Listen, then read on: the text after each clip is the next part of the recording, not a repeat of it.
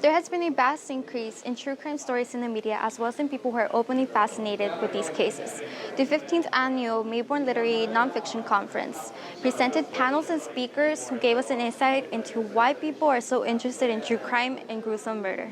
We talked to true crime journalists Jeff Mage, Skip Hollandsworth, and Rachel Monroe about what exactly it's about true crime that fascinates someone. I always wonder how someone who seemed to be a perfectly good man could get himself into position to do a perfectly bad thing. Then you're safe, but you're reading about something very scary, and I think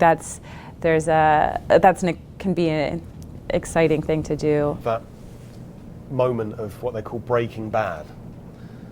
What makes someone? It's the reason why someone makes that decision, and I'm also obsessed with how that spirals out of control. True crime is a genre of journalism that these days seems to be expanding on the daily.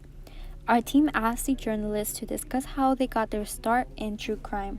I came to America in 2010 to cover major breaking news. I was a freelance correspondent, and then I moved into writing longer stories in about 2013. It began just as a personal interest.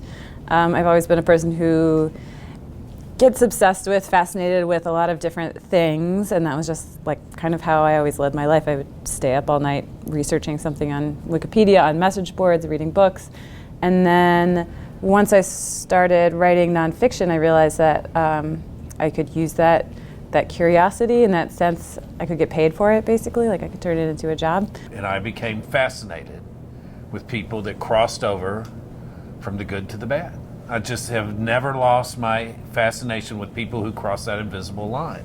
And I've been writing stories about them for 40 years, 35 years.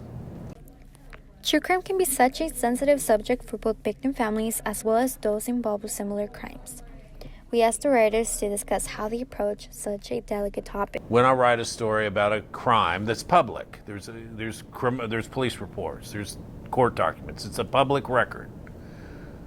What about the wife of that, or the husband of that victim, who doesn't want to be known, who doesn't want his story? And I think when it's done irresponsibly, that can lead to just kind of a voyeuristic haze. You know, you're just like, give me the next totally messed up article, give me the next one, give me the next one. There's a fine line, I think, when you're reporting straight news, not narrative nonfiction. When you're reporting from those scenes, there's a moment where it crosses over from news gathering into something else, and I think that's a line that needs to be carefully policed.